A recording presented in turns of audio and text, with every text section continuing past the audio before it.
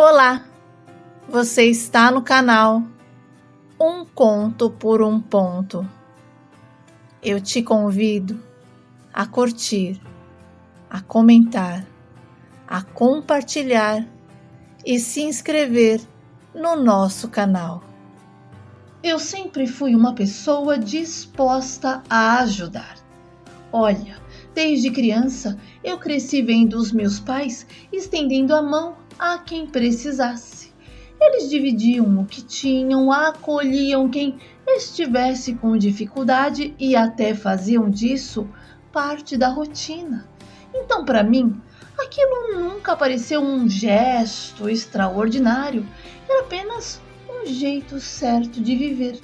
E eu cresci acreditando que ajudar era natural, quase instintivo, como o nosso respirar. Então, não havia questionamentos, não havia a necessidade de reconhecimento, apenas a certeza de que se alguém precisasse, eu estaria ali, assim como os meus pais sempre estiveram para os outros. Bom, e eu achava até estranho quando alguém dizia que não iria ajudar porque não era da sua conta. Olha, aquilo soava quase como um idioma desconhecido para mim. E ver alguém virar as costas para a situação que claramente pedia ajuda me deixava até desconfortável, como se algo estivesse fora do lugar. E eu não conseguia entender como era possível simplesmente seguir em frente, indiferente ao que acontecia ao redor, porque para mim ajudar não era uma escolha, era parte de quem eu era. E depois que eu me casei com a Valdelice, logo eu percebi que ela não compartilhava da mesma visão que eu sobre ajudar os outros, sabe? Para ela, caridade era uma perda de tempo, quase que um absurdo. E no começo, eu tentei relevar, achando que com o tempo ela entenderia, mas não demorou para que a situação se tornasse um problema real, porque sempre que um vizinho batia na porta pedindo ajuda, ela inventava desculpas, dizia que eu estava dormindo, que eu tinha saído ou que eu estava ocupado demais para atender. E eu decidi, sabe, ter uma conversa franca com ela.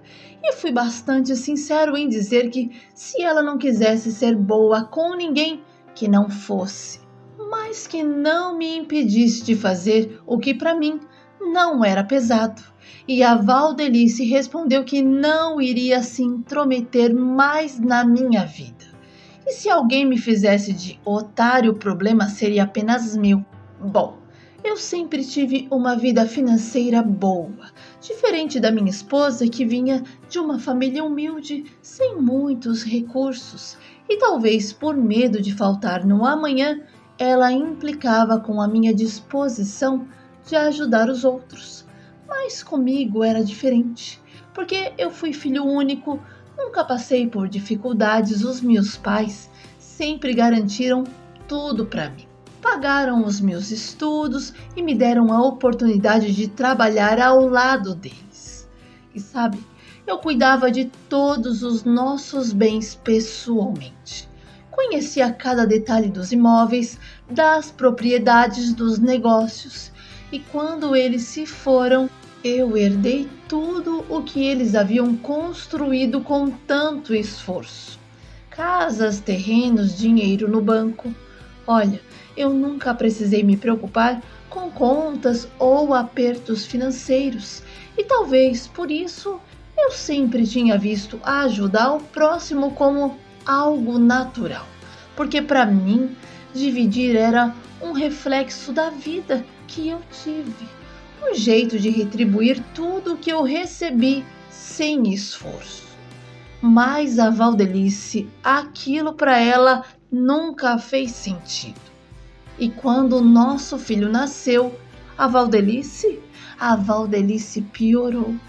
Ela passou a me vigiar de uma forma sufocante, querendo saber cada detalhe sobre o que eu fazia com o dinheiro, quanto tínhamos, quais eram os nossos bens. No início, eu tentei entender.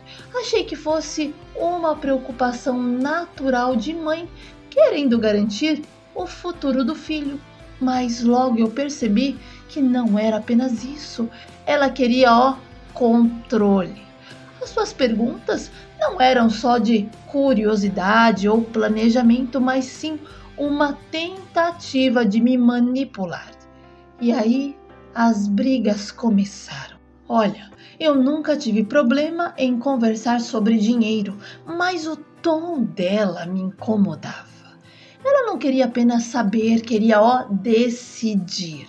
Queria impedir que eu continuasse ajudando e passou a dizer que eu estava tirando da boca do nosso filho para dar a desconhecidos e que eu precisava pensar na família antes de pensar em gente que a gente não tinha nada a ver. E aquilo me irritava, não só pela acusação, mas porque ia contra tudo que eu acreditava. Eu sabia que o nosso filho nunca passaria necessidade, que não faltaria nada para ele. Mas para Valdelice, segurança significava acúmulo, significava fechar as portas para o mundo e eu não conseguia viver assim, sabe? Essa diferença de pensamento começou a pesar cada vez mais. E de tanto a Valdelice falar, na minha orelha, eu acabei colocando ela para me ajudar no escritório de contabilidade.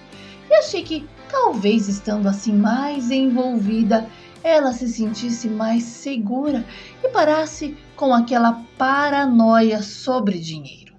Mas confesso que não foi uma boa ideia. E sabe, logo eu percebi que ela não estava ali para ajudar, mas para vigiar, porque a Val começou a ter ciúmes de tudo e de todos. Implicava com a gerente do banco, desconfiava da menina que atendia o telefone e até questionava qualquer conversa que eu tivesse com ela. E no começo eu tentei relevar, mas ela foi piorando, fez tanta pressão, tanta cena, que conseguiu o que queria e demitiu a Pamela, a recepcionista, alegando que era para o bem do nosso casamento. E depois disso, além de ir ao banco fazer depósitos e pagamentos, a Val conseguiu finalmente o que queria: controlar a minha conta bancária. E eu que sempre fui tranquilo e confiava nas pessoas, decidi então confiar na minha esposa também e descansar o meu coração. E dei total liberdade para que ela mexesse na conta. E aí a Val me deu paz.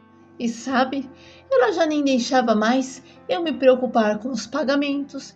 E no começo eu até achei bom, sabe? Eu tinha tantas outras coisas na cabeça que realmente pensei que estávamos formando uma excelente equipe. Ela cuidava da parte financeira e eu ficava com o resto e tudo parecia estar funcionando bem. Mas conforme o tempo foi passando, eu comecei a perceber que algo não estava certo. Aquelas contas que precisavam ser pagas estavam começando a se acumular. Cobranças começaram a chegar e eu fui questionar a Val sobre o que estava acontecendo. E ela me disse que estava tudo sob controle, que aquilo deveria ser mais um engano e iria resolver. E pediu para que eu não esquentasse a minha cabeça. E eu então tentei não esquentar com aquilo. Afinal, ela havia dito que estava cuidando de tudo. Mas as contas insistiam em chegar e pior, começaram a ser ameaçadas de corte. Quando eu recebi a notificação de que a água, a luz e o telefone seriam cortados, eu surtei. Olha, eu não consegui mais ignorar e exigi que ela me explicasse o que estava acontecendo. E a Valdelice, calma como sempre, tentou me convencer de que era tudo um engano. ela arrancou os avisos de cortes da minha mão, dizendo que resolveria tudo, e foi direto para o telefone. E eu fiquei ali nervoso, esperando uma explicação. E pelo que eu ouvi ela conversar com a outra pessoa do outro lado da linha, parecia que realmente era um engano, uma simples confusão. E quando ela finalizou a ligação, se virou para mim e disse: "Está vendo? Foi tudo um engano. Olha, ela me entregou um dos avisos de corte nas minhas mãos e falou que precisava ir ao banco, mas que na volta ela iria ligar para as outras companhias e tudo iria ficar bem esclarecido." E foi aí que ela pegou a bolsa, as chaves do carro e me deixou ali sozinho. E sabe, eu estava tão desacreditado naquilo que ela estava me dizendo que eu resolvi apertar o botão da última chamada no telefone. E para minha surpresa, quem atendeu foi a irmã da Val, a Vera. E antes que eu pudesse dizer qualquer coisa, a Vera falou assim, meio confusa, sabe? Se eu sabia o que a Val estava falando, porque, sinceramente, ela não havia entendido nada e que a irmã nem parecia estar falando com ela. E eu tentei me manter calmo e respondi que não sabia de nada também. E pedi para que ela ligasse para a Val mais tarde para esclarecer. E me despedi da Vera. E sem perder tempo, eu fui atrás da minha esposa no banco. Olha, algo dentro de mim dizia que era para eu ir atrás dela. E eu fui. E quando eu cheguei lá, encontrei a Valdelice no caixa eletrônico. Me aproximei sem que ela percebesse e vi quando ela sacou uma quantia considerável em dinheiro. E o meu coração acelerou na hora. E eu perguntei o que ela estava fazendo. E naquele instante ela quase saltou de susto e quis saber o que eu estava fazendo atrás dela. E eu não dei importância para o que ela estava pensando, e sim para o que ela estava fazendo. E por isso ela começou a despejar justificativas uma atrás da outra, mas nenhuma convincente, sabe? A maneira como ela falava, a pressa em encontrar as respostas, tudo parecia forçado. E quando percebeu que eu não acreditava, ela me puxou para longe do caixa e disse que havia sacado aquele dinheiro para pagar as contas porque realmente estavam atrasadas. E pediu para que eu não criasse confusão, que esperasse até chegarmos ao escritório para ela esclarecer tudo. Mas a minha paciência já não existia mais. E foi aí que eu exigi os meus cartões, porque eu precisava ver a minha conta com os meus próprios olhos. E a minha esposa tentou me enrolar, mudar de assunto, disse que não era necessário e que eu deveria confiar nela. Mas eu a pressionei até que, sem saída, ela me entregou. E voltei ao caixa, tirei um extrato e o que vi me atingiu de cheio. O saldo estava muito abaixo do que deveria. A Valdelice vinha retirando dinheiro da conta, olha, há muito tempo, muito mais do que o necessário para as contas básicas. E eu olhei para ela e ela olhou para mim, dizendo que poderia explicar, mas ali não era o momento da gente ter aquele assunto. E então eu guardei o papel no meu bolso e saímos do banco sem dizer nada. Deixei o meu carro no estacionamento e segui com o dela. E durante o caminho, a Valdelice continuou falando. Ela disse que era um engano, que eu estava exagerando, que ela nunca faria nada para me prejudicar. E sabe, o tom dela oscilava entre justificativas e tentativa de me fazer sentir culpado por duvidar, mas por fim a sua postura mudou, como se estivesse simplesmente declarando um fato. Disse que tudo que eu tinha era dela também. O dinheiro, as propriedades, cada centavo na conta. E afirmou que não pegou nada além do que era dela. E sabe de uma coisa, eu não vou negar, mas me deu uma vontade enorme de puxar os cabelos dela. Por conta dos desaforos, o meu sangue ferveu e um impulso forte veio. Mas eu me segurei. Não valeria a pena me rebaixar àquele nível. Só faria com que no final o errado da história fosse eu. O que mais me irritava, sabe, não era apenas o dinheiro retirado da conta, mas a convicção com que ela agia, como se estivesse no direito, como se nada daquilo fosse um erro. Olha, ela tinha uma tranquilidade, a maneira como ela tentava inverter a situação fazia o meu sangue ferver ainda mais. E quando chegamos ao escritório, eu não consegui mais segurar. A paciência que ainda restava se esgotou de vez e eu joguei na cara dela tudo o que estava entalado na minha garganta. Disse que o que ela havia feito não era só uma traição de confiança, mas um crime. Apropriação indébita, furto, estelionato, e deixei claro que eu poderia muito bem processá-la. E a discussão tomou até proporções ainda maiores. Gritamos, trocamos acusações e a raiva crescia a cada palavra. E para não fazer algo que eu pudesse me arrepender, eu respirei fundo e tomei a única decisão possível naquele momento. Mandei que ela pegasse as tralhas dela e saísse das minhas vistas.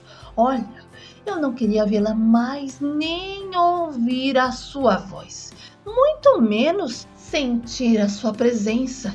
Eu queria que fosse para bem longe, o mais longe possível. E a Val saiu dizendo que se eu tentasse qualquer coisa contra ela, eu iria me ferrar. Olha, essa foi a palavra que ela usou. Enfim, e naquele mesmo dia, a Val me ligou e falou que queria se separar, porque a gente não tinha mais condições de ter um casamento saudável, porque eu a desrespeitei. E eu falei que iríamos se separar sim, mas ela iria me devolver tostão por tostão.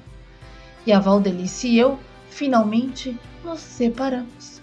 E ela ficou com o dinheiro roubado, apenas isso. E o meu filho Ian foi criado pela mãe até os 10 anos de idade. E depois veio morar comigo porque a Val faleceu de problemas renais. O meu filho hoje está com 22 anos e é o meu melhor amigo, sabe? Eu me casei novamente, tenho 2 meninas, a Jéssica e a Juliana. E a minha atual esposa, a Célia, é advogada e me ajuda no que eu preciso.